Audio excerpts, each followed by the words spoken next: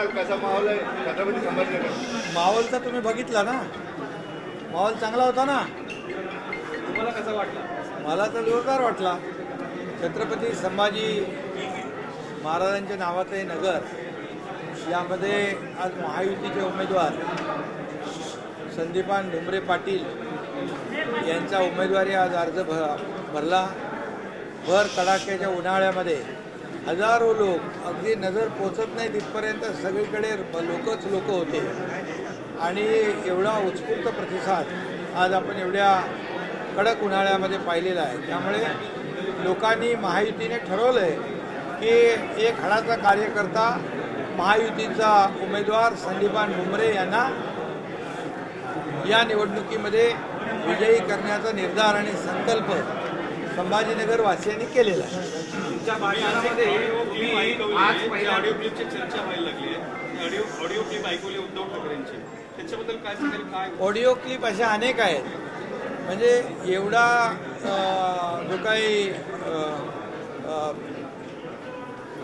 एका वेळेस मोदीजींची स्तुती करणं आणि काही वेळानंतर मोदीजींवर खालच्या पातळीवर आरोप करणं, हा जो काही वेगळी आणि दुटप्पी भूमिका आहे, म्हणून मी ते दाखवलं मुद्दाम. आणखी अशा व्हिडिओ खूप आहेत, ऑडिओ खूप आहेत.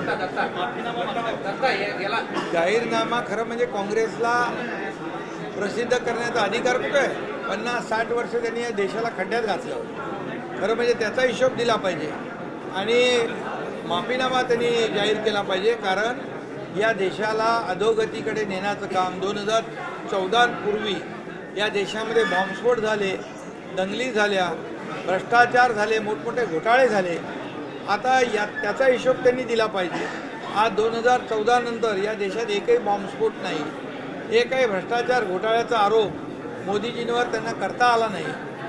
हा फरक आहे आणि त्यामुळे लोकांनी आता ठरवलेलं आहे या अबकी बार जे काय मोदीजींनी संकल्पाने निर्धार केले आहे 400 पार आणि फिर एक बार मोदी सरकार म्हणून जे आज सगळ्यांनी ठरवलं आहे की या देशाला पुढे न्यायचं असेल, या देशाला विकासाकडे न्यायचं असेल, या देशाला प्रगतीकडे न्यायचं असेल, हा देश महासत्तेकडे न्यायचा असेल तर मोदींशिवाय पर्याय नाही. कारण आपण मोदीजींच्या नेतृत्वाखाली इस्रोने चांद्रयान यशस्वीपणे लॉन्चिंग केलं, परंतु काँग्रेसने कितीतरी वेळा प्रयत्न करून इतक्या वर्षामध्ये राहुलजींचं लॉन्चिंग करू शकले नाही. त्यामुळे मोदीजी आणि राहुल त्या व्हिडिओवरून तुम्ही सरडा अशी उपमा दिली आणि यापूर्वी असं सरडा कधी भाषणामध्ये कधी न पाहिलेला सरडे तर असतातच, ते रंग बदलतात ना, पण एवढ्या फास्ट रंग बदलणारा सरडा पहिल्यांदा होईल. ते रोज आरोप करतात मुख्यमंत्र्यावर, देवेंद्रजींवर, मोदीजींवर, अमित शाह साहेबांवर, सगळ्यांवर. एकमेव त्यांचा अजेंडा आहे आरोप करणं, दिशाभूल करणं, लोकांमध्ये संभ्रम निर्माण करणं. परंतु खालच्या पातळीवरचे आरोप राजकारणाच्या पद्धतीने झालं पाहिजे, निवडणुका खेळीमेळीच्या वातावरणात झाल्या पाहिजे. परंतु खालच्या पातळीवर जाऊन बिलो द बेल्ट हे आरोप जे करतात हे लोकांना पसंत नाही. त्यांची जागा येत्या निवडणुकीत लोक दाखवतील. कारण लोकांना काम करणारं सरकार पाहिजे, ग्राउंड रियालिटी माहीत असलेलं सरकार पाहिजे. घरी बसणारं सरकार कोणाला पाहिजे का? काम बंद करणारं सरकार कोणाला पाहिजे का? तर नाही. आणि त्यामुळे लोकांमध्ये संभ्रम निर्माण करतात, मुस्लिम समाजात संभ्रम निर्माण करतात. आज एवढे वर्ष मुस्लिम समाजाला केवळ वोट बँक म्हणून वापरलं. त्यांना काय केलं? त्यांना गरीबच ठेवलं, हात पसरायला त्यांना. आतापर्यंत त्यांची परिस्थिती कशी झाली. आणि म्हणून या ठिकाणी संविधान बदलणार. आता त्यांच्याकडे दुसरं काही राहिलं नाही. मग संविधान बदलणार अशा प्रकारचा खोटा अपप्रचार करायचा. मी एकच सांगतो, मोदीजींनी त्याच्या बाबतीत स्पष्ट खुलासा केला आहे. सूर्यचंद्र असेपर्यंत बाबासाहेबांचं संविधान कोणी बदलू शकणार नाही, बदलणार नाही. बाबासाहेबांचा संविधान दिन 50-60 वर्ष यांना साजरा करता आला नाही, विसरले बाबासाहेबांना. पण मोदीजींनी 2015 पासून संविधान दिन साजरा करायला सुरुवात केली आणि त्यामुळे सगळ्या माझ्या मतदार बांधव भगिनी जे दलित आहेत, शोषित आहेत, पीडित आहेत, बाबासाहेबांची घटनेवर, त्यांच्या घटनेवर आपला राज्यकारभार सुरू आहे. त्यामुळे कोणी यांच्यावर विश्वास ठेवणार नाही आणि ठेवूही नये, कारण एक संविधान हे आपलं देशाचं सर्वश्रेष्ठ संविधान. असाही आरोप होता तुमच्यावर, तुम्ही विजयाचा विश्वास व्यक्त करताय, मात्र मोदीची 10-15 सभा राज्यात घेत आहे, सीएम राज्यभर एकदम म्हणजे मायनर ठिकाणी जाऊन सभा घेत आहे. तर ही भीती कशाची, इतक्या सभा घेण्याची किंवा इतकं प्रचार करण्याची, असंही विचारलं जातं. निवडणुकात काय घरात बसायचं असतं का?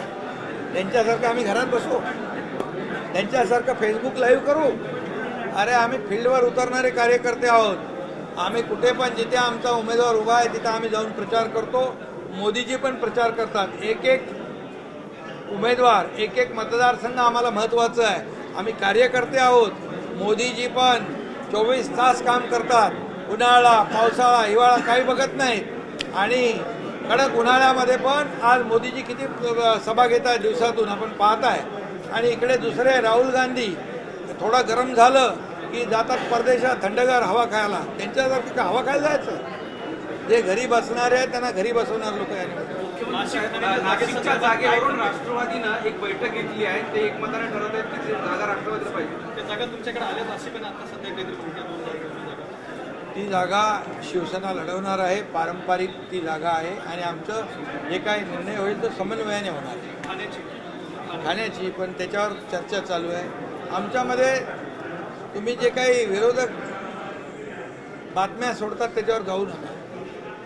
महायुतीमध्ये योग्य समन्वय आहे आणि समन्वयाने निर्णय होणार आहे. आज शरद पवारांनी पण त्यांचा वचननामा जाहीर केला, बघितला असेल. वचननामा बघितला. शेतकऱ्यांसाठी तो वचननामा काय, त्याला MSP देणार आणि काय काय आहे ना त्याच्यात. तर शरद पवार साहेब तर कृषी मंत्री पण होते देशाचे, 4 वेळा मुख्यमंत्री पण होते. मग ती अशी वेळ का आली शेतकऱ्यांवर? शेतकऱ्यांना खऱ्या अर्थाने आता बरं 2.5 वर्षामध्ये त्यांच्याकडे सरकार होतं. आज गेल्या 2 वर्षामध्ये, 2 वर्षही झाली नाहीत, शेतकऱ्यांना दिलेला मोबदला बघा. आतापर्यंतच्या इतिहासामध्ये कधी एवढे पैसे दिले नाही. सगळे नियम, अटी, शर्ती आम्ही बदलल्या. 15,000 कोटी अतिवृष्टी, अवकाळी, गारपिटीला दिले. टोटल 35,000 कोटी योजना. 6,000ची मोदी साहेबांची योजना, त्यात 6,000 आम्ही घातले. 1 रुपयात पीक विमा योजना दिली. असे अनेक निर्णय आम्ही घेतले. त्यामुळे सगळ्यात जास्त शेतकऱ्यांच्या मागे उभं राहणार सरकार आमचं आहे. सध्या जो पाऊस पडलाय, बरंच नुकसान झालंय. जिथे भीषण पाणी टंचाई आहे, तिथे दुष्काळ आहे, तिथे नुकसान झाले अवकाळी आणि गारपीटमुळे, तिथे सर्व विभागीय आयुक्त, कलेक्टर, मुख्य सचिव यांना सूचना मी दिलेल्या आहेत. निवडणुका येतात जातात, पण शेतकऱ्याला आम्ही वाऱ्यावर सोडणार नाही. त्यांचे पंचनामे होतील, त्यांना तात्काळ नुकसान भरपाई मिळेल, मोबदला मिळेल. जिथे पाणी टंचाई ते टँकरने पाणी मिळेल, चारा मिळेल, कुठेही काही कमी पडणार नाही. या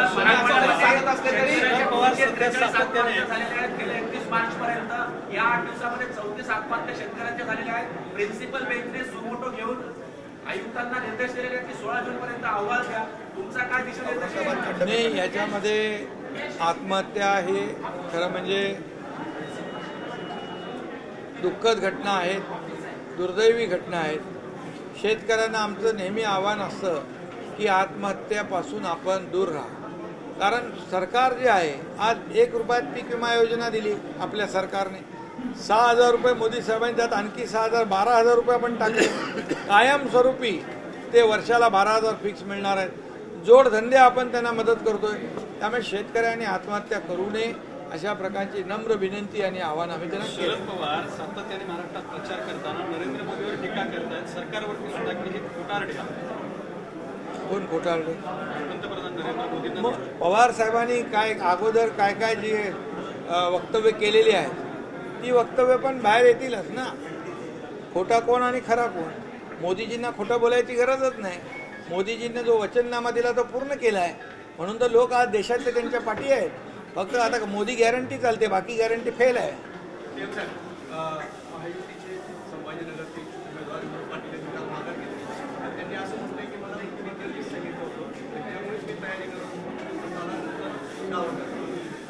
ते आपल्या उमेदवाराचं काम करतील, महायुतीच्या उमेदवारासोबत काम करतील आणि महायुतीच्या उमेदवाराला निवडून आणण्यासाठी ते सहकार्य करतील. वंचित बहुजन आघाडीनं इथला जो उमेदवार दिला होता त्या उमेदवाराला माघारी घेतलेला आहे आणि ते आता काय आता माहित नाही ते मी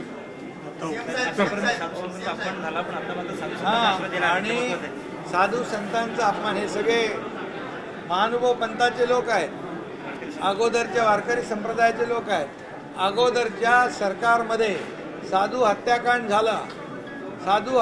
झाला, त्या पालघरमध्ये त्याला सरकारने काय मदत केली, सरकारने कुठल्या ह्याच्यामध्ये त्यांची दखल घेतली, परंतु आमच्या सरकारने आल्या त्या साधू हत्याकांडाची जबाबदारी जी आहे ती ज्यांनी त्या साधू हत्याकांड केला आहे त्यांना त्या जबाबदार धरण्याचं काम, त्यांच्यावर कारवाई करण्याचा निर्णय आम्ही घेतला. त्याच्या कुटुंबियांना मदत करण्याचं काम आपल्या सरकारने केलं आहे. आणि म्हणून आता साधू संत आमच्या सरकारमध्ये, मोदीजींच्या सरकारमध्ये पूर्णपणे सुरक्षित राहतील.